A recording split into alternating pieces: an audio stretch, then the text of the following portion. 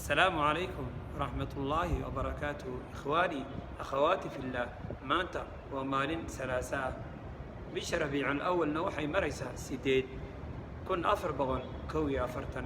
maanta waxaan doonayaa inaan idinla wadaago darsigeenii sagaalaad ee kitaabkeenii ahaa almabaadi alfiqhiya calaa madhab alimaam shaafici radia allahu canhu. darsigeenan maanta wuxuu ka kooban yahay 4 su'aalood. 4taas su'aalood waxay kala yihiin: ما معنى إيتاء الزكاة؟ على من تجب الزكاة؟ ما معنى صوم رمضان؟ إيما العيدان؟ أفرتا سؤالود أيان شعليستي إن إذن كغفا إليه أو أن إذن سباهيه. سؤال أبو هريرة جاوبت هذا وحي نقانيسا: ما معنى إيتاء الزكاة؟ وامحي زكاة أولا قتا، أما زكاة أولا قتا معنيه ذو وامحي. أما الزكاة سيدي لو قدنيا، زكاة وحا لو قدنيا مقداره waxaa la siinayaa إعطاء مقدار من المال للفقراء والمساكين. dadka fuqarada ah iyo dadka masaakiinta ah ayaad waxaad u geynaysaa oo siinaysaa xoolo markaa xadidan oo diinteena ay u xadiday ama diinteena ay u qiyaastay.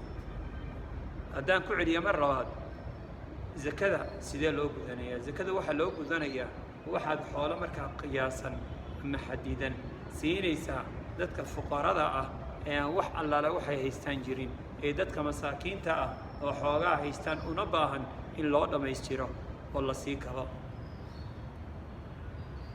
calaa man tajibu zakaa? zakadu yay ku waajibtaa? zakadu waxay ku waajibtaa calaa tujaari lmuslimiina wa aghniyaa'ihim. zakadu waxaa laga qaadayaa ama bixinaaya dadka tujaarta ah ee ganacsatada ah iyo markaa dadka qaniga ah ee markaa xoolaha haysta إلهي سبحانه وتعالى هدميي. وحين بحنيا في السنة مرة مر والبماء بالكستماها سنة كيبا مر بحنيا قفك قناع ستضع حوليسا وسنة كاشقي أيام مر لا رنيا وحكا بحي دادك مركا قنقا حولا بدن هيستيا كونادو حولها وقجران أيام مالك هذا إنت لقياسو أيام لا رنيا سنة كيبا إنت ساكو واجبتئ كبحي مركا صدقا كبحي. waxaana la siinayaa xoolaha lagaa qaadaya, waxaa la siinayaa walaalkaagii baahnaa, waxaa la siinayaa walaashaadii baahnayd, waxaa la siinayaa ehelkaagii, waxaa la siinayaa dad uu ilaahay subxaanahu watacaala uu ku faray inaad markaa wax siiso. dadkaasaa la siinayaa. waxaad kaga farxinaysaa qof murugaysnaa, waxaad kaga farxinaysaa qof ooyaayey, waxaad markaa ku kabaysaa qof markaa u baahnaa. su-aasheeni saddexaad waxay noqonaysaa ما معنى صوم رمضان؟ بش رمضان أو صوم معنيه ذو محي. بش رمضان أو صوم معنيه ذو نقانيا إن لجهر الامتناع عن الأكل والشرب من طلوع الفجر إلى غروب الشمس. إن عند عبيدة لجهر إلا أنتي مركا أي قراح واجو دلاعه إلا أنتي عضعيد دعيسو مركا واجو دلاعه إلا أنتي عضعيد دعيسو ayaad waxaad ka haraysaa ama aad ka istaagaysaa ama aad ka joogsanaysaa ama aad naftaada u diidaysaa cunitaanka iyo cabitaanka iyo hadalka xun.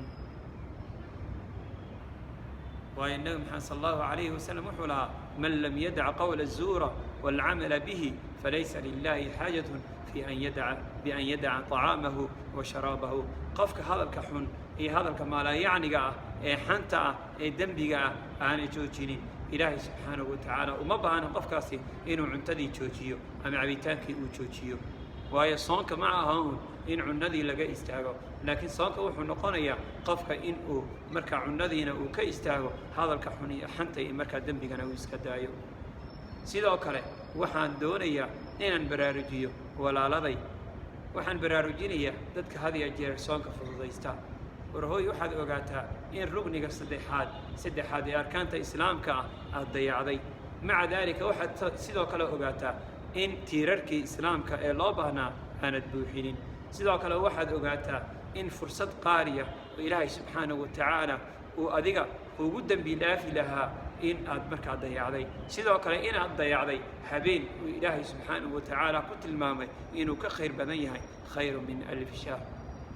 80 sano ama 81 sano ay culimmada ku tilmaamaan in marka habeenkaa uu la mid yahay qofkii markaa soonkiisii dayaca markaa bisha ramadaan qofkaasi bal ka warama inta uu khasaaraayo marka nebi maxamed sala allahu calayhi wasalamna wuxuu yidhi fasuxqan suxqan waxaa habaar u sugnaaday qofka bisha ramadaan ay u soo gashay weliba isagoo caafimaad qaba haddana aanan ka faa'iidaysanin bal u fiirsada waxaa hoogay weeye qofka bisha ramadaan intay u soo gashay haddana ka faa'iidaysan waaye yaa ilaahay waxaad nagu dartaa kuwa addoommadaada oon wanaagsan ka mid noqda ilaahay waxaad naga dhigtaa addoommo oon wanaagsano oo amarkaagii sidii loogu talagalay u qaata su-aashiina u dambaysa waxay tahay mal ciidaan ciiduhu waa maxay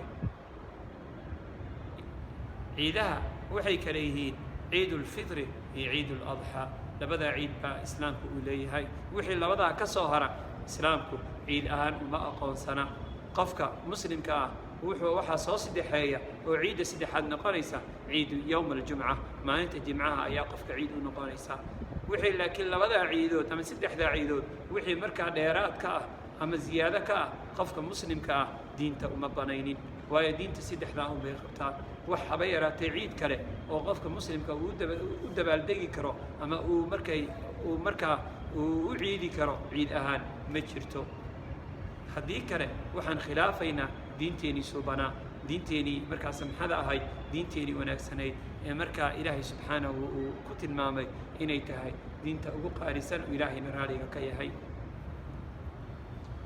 ciidaha haddaan sii tilmaamo ciidulfitri waxay tahay ciidulfitri waxaa la yidhahdaa maalinta u horaysa bisha shawaal ciiduladxaana waxaa la yidhahdaa maalinta tobanaad ee bisha dilxija ciidda yar waxaa la ciidaa bisha shawaal markay kow tahay ciidda weynna waxaa la ciidaa bisha dilxija marka ay toban tahay bisha dilxija marka ay toban tahay baaraka allahu fiikum waxaan doonayaa ka faa'iidaysta oo la wadaaga walaalihiin oo markaa khayrka ka faa'iidaysta oo markaa sii gudbiya oo sii sheergareeya oo dadka walaaladiin la wadaaga baaraka allahu fiikum allah idiin barakeeyo khayr badan baan idiin rajaynayaa darsigeeni xiga insha allah la socda oo channelkana subscribe ku qabta baaraka allahu fiikum wajazaakum allahu khayra wassalaamu calaykum waraxmat ullaahi wabarakaatuh